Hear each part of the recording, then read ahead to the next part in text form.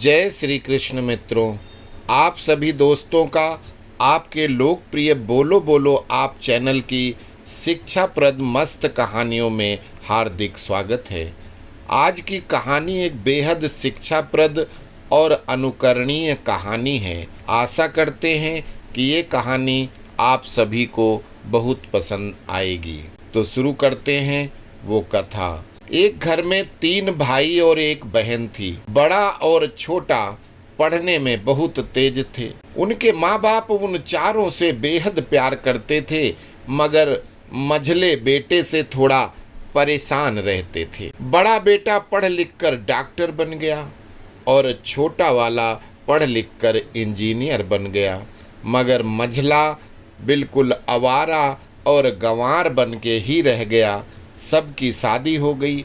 बहन और मंझले को छोड़ दोनों भाइयों ने अपनी लव मैरिज कर ली थी। बहन की शादी भी अच्छे घराने में हुई थी। आखिर भाई सब डॉक्टर इंजीनियर जो थे। अब मंझले को कोई लड़की नहीं मिल रही थी। बाप भी परेशान और माँ भी। बहन जब भी मायके आती तो सबसे पहले छोटे भाई और बड़े भैया से मिलती, मगर मंझले से मिलना पसंद नहीं करती थी, क्योंकि वो न तो कुछ उनको दे सकता था और ना ही वो ज़्यादातर घर पे मिलता था। वैसे वो दिहाड़ी मजदूरी करता था। पढ़ नहीं सका तो नौकरी कौन देता। मंझले की शादी किए बिना बाप तो गुजर गए। माँ ने सोचा कहीं अब बंटवारे की बात न निकले, इसलिए अपने ही गांव की एक सीधी सादी लड़की से मंझले की शादी करवा दी। शादी होते ही ना जाने क्या हुआ कि मंझला लड़का बड़े लगन से काम करने लगा। दोस्तों ने कहा, ये चंदू आज अड्डे पे आ जाना। चंदू बोला, आज नहीं फिर कभी। तो दोस्त कहते, अरे तू यार शादी के बाद तो जैसे बीबी का गुलाम ही हो गया है। चंदू कहता, अरे ऐसी कोई बात नहीं है।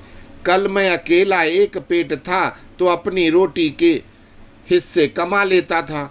अब 2 पेट हैं, कल और होगा, तीसरा होगा, तो फिर उन सब के लिए मेहनत तो करनी पड़ेगी। घर वाले नालायक कहते हैं मेरे लिए चलता है, मगर मेरी पत्नी मुझे कभी नालायक कहे तो मेरी मर्दानगी पर एक भद्दी गाली होगी, क्योंकि एक पत्नी के लिए उसका पति उसका घमंड, इज्जत और उम्मीद होता है।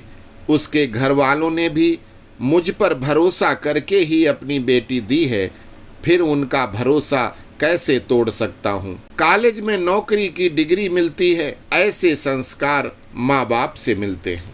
इधर घर पे बड़ा और छोटा भाई और उनकी पत्नियां मिलकर आपस में फैसला करते हैं कि जायदाद का बंटवारा हो जाए, क्योंकि हम दोनों लाखों कमाते हैं मगर मंझला ना के बराबर कमाता है।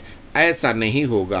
माँ के लाख मना करने के बावजूद बंटवारा की तारीख तय होती है। बहन भी आ जाती है, मगर चंदू है कि काम पे निकलने के लिए बाहर जा रहा होता है। उसके दोनों भाई उसको पकड़कर भीतर लाकर बोलते हैं कि आज तो रुक जा, बंटवारा कर ही लेते हैं। वकील कहता है ऐसा नहीं होता, सबको साइन करना पड़ता है। चंदू बोला, तुम लोग बंटवारा करो, मेरे हिस्से में जो देना है दे देना। मैं शाम को आकर अपना बड़ा सा अंगूठा लगा दूंगा आपके पेपर पर। बहन कहती, अरे बेवकूफ़, तू गंवार का गंवार ही रहेगा। तेरी किस्मत अच्छी है कि तुझे इतने अच्छे भाई और भैया मिले हैं। माँ कहती, अरे चंदू आज तो रुक जा। बंटवारे में कुल 10 बीघा जमीन में दोनों भाइयों ने 5-5 बीघा रख लिया और चंदू को पुश्तैनी घर दे दिया। तभी चंदू जोर से चिल्लाता है, अरे फिर मेरी छुटकी का हिस्सा कौन सा है। दोनों भाई हंसकर बोलते हैं, अरे मूर्ख, बंटवारा भाइयों में होता है और बहनों के हिस्से में सिर्फ उसका मायका ही होता है। शायद पढ़ा लिखा न होना भी मेरी मूर्खता है। ठीक है, आप दोनों ऐसा करो, मेरे हिस्से की वसीयत मेरी बहन छुटकी के नाम कर दो।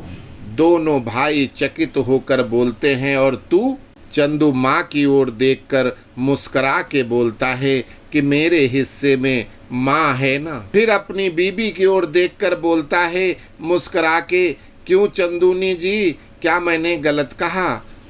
चंदूनी अपनी सास से लिपट कर कहती है, इससे बड़ी वसीयत क्या होगी मेरे लिए कि मुझे माँ जैसी सासू मिले और बाप जैसे ख्याल रखने वाला पति। बस यही शब्द थे जो बंटवारे को सन्नाटे में बदल देते हैं। बहन दौड़कर अपने गंवार भैया से गले लगकर रोते हुए कहती है कि माफ़ कर दो भैया, मुझे, मैं आपको समझ न सकी।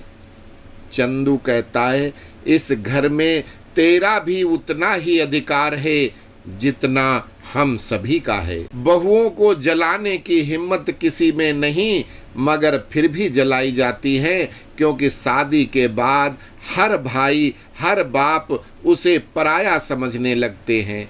मगर मेरे लिए तुम सब बहुत अजीज हो, चाहे पास रहो या दूर रहो। माँ का चुनाव इसलिए किया है ताकि तुम सब हमेशा मुझे याद आओ, क्योंकि ये वही कोख है जहाँ हमने 9 महीने गुजारे हैं। माँ के साथ तुम्हारी यादों को भी मैं ही रख रहा हूँ। दोनों भाई दौड़कर मंझले से गले मिलकर रोते रोते कहते हैं, आज तो तू सचमुच का बाबा लग रहा है। सबकी पलकों पे पानी ही पानी था, सब एक साथ फिर से रहने लगते हैं। बोलो सियावर रामचंद्र की जय। उम्मीद करता हूँ कि ये कहानी आप सबको एक साथ रहने की, एकता की प्रेरणा देगी। अस्तु। जय श्री कृष्ण।